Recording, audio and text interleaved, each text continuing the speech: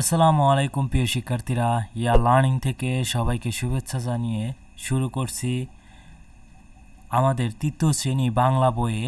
আজকে আমরা পড়ব পার্ট 26।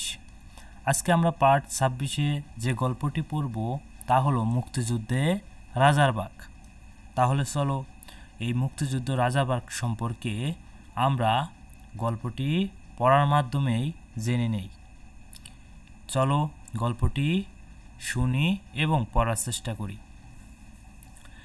ঢাকার রাজারবাগে আছে পুলিশ মুক্তিযুদ্ধ জাদুঘর। রিতার অনেক দিনের ইচ্ছা ছিল সেখানে যাওয়ার। ছোট মামার কাছে সে ওই জাদুঘরের কথা শুনেছিল। 1971 সালে রাজারবাগে বাংলাদেশের পুলিশেরা বীরত্বের পরিচয় দিয়েছিল।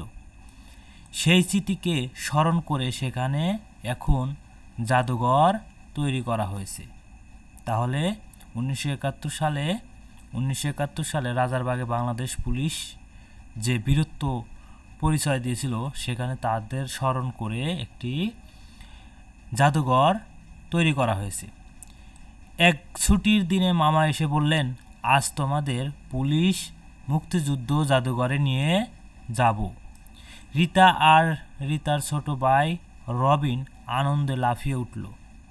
সেদিন বিকেলবেলা ওরা রাজারবাগে গেল। পুলিশ জাদুঘর খুব পরিপাটি করে সাজানো। ভিতরে ঢুকতেই বাম পাশে পড়ে বঙ্গবন্ধু গ্যালারি। এখানে তারা বঙ্গবন্ধুর ছবি দেখতে পেল। গ্যালারির পাশে আছে একটি বিক্রয় কেন্দ্র। সেখানে বিক্রয়ের জন্য বই রাখা আছে। মামা দুজনকে দুটি বই কিনে দিলেন। দোকানের পাশে পাঠাগার, সেখানে বসে বই পড়া যায়। সিঁড়ি দিয়ে নিচে নামতেই মূল জাদুঘর। মামার সাথে ওরা দুজন নিচে নেমে গেল। সেখানে আছে পুলিশের বিভিন্ন সময়ের হাতিয়ার, আছে পুলিশের ব্যবহৃত পোশাক ও বিভিন্ন জিনিসপত্র। রবিন অনেকক্ষণ ধরে দাঁড়িয়ে আগের দিনের বন্দুক দেখল। মামা ওদের বিশেষভাবে দুটি জিনিস দেখালেন। একটি হলো বেতার যন্ত্র, আরেকটি হলো পাগলা ঘণ্টা। 1971 সালে 25শে মার্চ রাতে পাকিস্তান মিলিটারি রাজারবাগে আক্রমণ চালিয়েছিল। তখন ওই বেতার যন্ত্রের মাধ্যমেই পুলিশেরা সারা দেশের পুলিশকে বার্তা পাঠিয়েছিল, আর পাগলা ঘণ্টা বাজিয়ে রাজারবাগের সব পুলিশকে সতর্ক করেছিল। মামা বললেন, পাকিস্তান সেনাবাহিনীর কাছে ছিল কামানসহ ভারী অস্ত্র, আর আমাদের পুলিশ সদস্যদের কাছে ছিল সাধারণ অস্ত্র। কিন্তু অসীম সাহস নিয়ে পুলিশ সদস্যরা দেশের জন্য লড়াইয়ে নামে। তাদের কাছ থেকে খবর পেয়ে ঢাকার বাইরের পুলিশেরাও প্রতিরোধ গড়ে তোলে। সেই রাতে অনেক পুলিশ সদস্য শহীদ হন। মুক্তিযুদ্ধে পুলিশের পাশাপাশি নানা পেশার মানুষ অংশ নেয়। দেশের জন্য প্রাণ দিতে মানুষ একটু ভয় করেনি। তাদের কথা ভেবে রিতা ও রবিনের গর্ব হয়। এই বীর যোদ্ধাদের আত্মত্যাগের আমরা পেয়েছি স্বাধীন বাংলাদেশ। তাহলে প্রিয় শিক্ষার্থীরা, এই গল্পটি আমরা পড়ে জানলাম যে 1971 সালে 25শে মার্চ রাতে পাকিস্তানি মিলিটারিরা রাজারবাগে যে আক্রমণ চালিয়েছিল তার বিরুদ্ধে বাংলাদেশ পুলিশ বাহিনীতে যারা ছিল তারা তাদের সাধারণ অস্ত্র দিয়েও তাদের বীরত্ব বা তাদের সাহস দেখিয়েছিল। তাই তাদের স্মরণে একটি ঢাকায় বাংলাদেশ পুলিশ মুক্তিযুদ্ধ জাদুঘর তৈরি করা হয়। তাহলে নিচের প্রশ্নগুলোর সমস্যা সমাধান করার চেষ্টা করি। শব্দ শিখি। বীরত্ব, বীরত্ব শব্দ দ্বারা বোঝায় সাহসিকতা। পরিপাটি, পরিপাটি শব্দ দ্বারা বোঝায় সুন্দর করে সাজানো। গ্যালারি, গ্যালারি শব্দ দ্বারা বোঝায় প্রদর্শন স্থান। বেতার যন্ত্র, বেতার যন্ত্র দ্বারা বোঝায় বিনা তারে খবর পাঠানোর যন্ত্র। পাগলা ঘণ্টা, পাগলা ঘণ্টা দ্বারা বোঝায় সতর্ক করার ঘণ্টা। কামান, কামান দ্বারা বোঝায় গোলা নিক্ষেপ করার অস্ত্র। প্রতিরোধ, প্রতিরোধ শব্দ দ্বারা বোঝায় বাধা। অসীম, অসীম শব্দ দ্বারা বোঝায় সীমাহীন। গর্ব, গর্ব শব্দ দ্বারা বোঝায় গৌরব। তাহলে পরবর্তীতে বলা হয়েছে বাক্য লিখি। এখানে কিছু শব্দ দেওয়া আছে, এই শব্দগুলো দিয়ে আমরা ডান পাশে বাক্য তৈরি করব। মুক্তিযুদ্ধ, মুক্তিযুদ্ধ দিয়ে আমরা বাক্য তৈরি করতে পারি 1971 সালে মুক্তিযুদ্ধ হয়েছিল।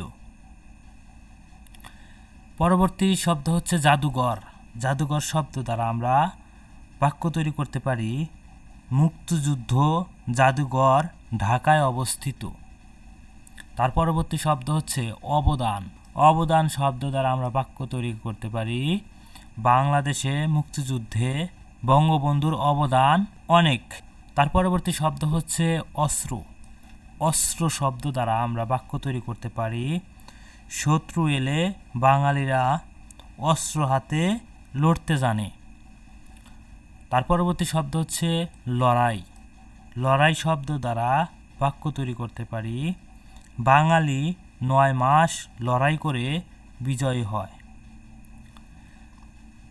তার পরবর্তীতে বলা হয়েছে নিচের শব্দ দিয়ে খালি জায়গা পূরণ করি। এখানে আমাদের যে বাক্যগুলো দেওয়া আছে বাক্যতে খালি জায়গা আমরা পূরণ করব। প্রথমে বলা হয়েছে ঢাকার রাজারবাগ পুলিশ, খালি জায়গায় হবে মুক্তিযুদ্ধ জাদুঘর। পরবর্তী বাক্যটি পুলিশ মুক্তিযুদ্ধ জাদুঘরটি খুব পরিপাটি করে সাজানো, তাহলে এখানে হবে পরিপাটি। তার পরবর্তী বাক্য হচ্ছে জাদুঘরে আছে পুলিশের ব্যবহৃত পোশাক ও বিভিন্ন জিনিসপত্র। তার পরবর্তী বাক্য হচ্ছে পুলিশ সদস্যদের কাছে ছিল সাধারণ অস্ত্র। এভাবেই আমরা খালি জায়গাগুলো পূরণ করলাম। তার পরবর্তীতে বলা হয়েছে বুঝে নেই। স্মৃতিময়, স্মৃতিময় শব্দ দ্বারা বোঝানো হয়েছে মনে রাখার মতো বিষয়। পাঠাগার, পাঠাগার শব্দ দ্বারা বোঝানো হয়েছে যেখানে পড়ার জন্য বই রাখা হয়। গ্যালারি, গ্যালারি শব্দ দ্বারা বোঝানো হয়েছে শিল্পকর্ম প্রদর্শনের ভবন বা কক্ষ। আত্মত্যাগ, আত্মত্যাগ শব্দ দ্বারা বোঝানো হয়েছে নিজের সব কিছু ত্যাগ। তার পরবর্তীতে বলা হয়েছে উত্তর বলি ও লিখি। এখানে 3টি প্রশ্ন করা হয়েছে, যেমন রাজারবাগ পুলিশ লাইন কিসের স্মৃতি বহন করে। দ্বিতীয় প্রশ্ন হচ্ছে জাদুঘরের ঢুকতেই প্রথম কি চোখে পড়ে। পরবর্তী প্রশ্ন হচ্ছে কবে কখন পাকিস্তানি সেনারা রাজারবাগে আক্রমণ করে। তাহলে প্রিয় শিক্ষার্থীরা চলো আমরা এই প্রশ্নগুলোর উত্তর দেওয়ার চেষ্টা করি। তাহলে প্রিয় শিক্ষার্থীরা প্রথম প্রশ্ন হচ্ছে রাজারবাগ পুলিশ লাইন কিসের স্মৃতি বহন করে। আমরা উত্তরে লিখতে পারি রাজারবাগ পুলিশ লাইন 1971 সালে রাজারবাগে বাংলাদেশ পুলিশ সদস্যদের বীরত্বের স্মৃতি বহন করে। দ্বিতীয় প্রশ্ন হচ্ছে জাদুঘরে ঢুকতেই প্রথমে কি চোখে পড়ে। আমরা উত্তরে লিখতে পারি জাদুঘরে ঢুকতেই প্রথমে চোখে পড়ে বাম পাশে বঙ্গবন্ধু গ্যালারি। তৃতীয় প্রশ্ন হচ্ছে কবে কখন পাকিস্তানি সেনারা রাজারবাগে আক্রমণ করে। আমরা উত্তরে লিখতে পারি 1971 সালে 25শে মার্চ রাতে পাকিস্তানি সেনারা রাজারবাগে আক্রমণ করে। তাহলে প্রিয় শিক্ষার্থীরা এভাবেই তোমরা প্রশ্নের উত্তরগুলো দেওয়ার চেষ্টা করবে। তার পরবর্তীতে বলা হয়েছে বাম পাশের শব্দের সাথে ডান পাশের শব্দ জোড়া দিয়ে নতুন শব্দ বানাই। এখানে বাম পাশে কিছু শব্দ দেওয়া আছে এবং ডান পাশে কিছু শব্দ দেওয়া আছে এবং বাম পাশে এবং ডান পাশের শব্দ দিয়ে আমরা একত্রিত করে একটি নতুন শব্দ তৈরি করব। যেমন বাম পাশের মুক্তি শব্দ দিয়ে আমরা ডান পাশের যুদ্ধ শব্দ একত্রিত করে নতুন শব্দ লিখতে পারি মুক্তিযুদ্ধ। পরবর্তী শব্দ রাজার শব্দটি, বাম পাশের শব্দটি নিয়ে আমরা ডান পাশের বাক শব্দটি একত্রিত করে আমরা লিখতে পারি, নতুন শব্দ লিখতে পারি রাজার বাক। তার পরবর্তীতে পাট শব্দ এবং ডান পাশের আগার শব্দ নিয়ে আমরা নতুন শব্দ তৈরি করতে পারি পাঠাগার। বাম পাশের সেনা শব্দ দিয়ে আমরা ডান পাশের বাহিনী শব্দ সংযুক্ত করে আমরা নতুন শব্দে বসাতে পারি সেনাবাহিনী। বাম পাশের আত্ম শব্দ নিয়ে এবং ডান পাশের ত্যাগ শব্দটি সংযুক্ত করে আমরা নতুন শব্দ লিখতে পারি আত্মত্যাগ। তার পরবর্তীতে বলা হয়েছে রবিন বাংলাদেশ পুলিশ মুক্তিযুদ্ধ জাদুঘরে কি কি দেখলো তা বলি।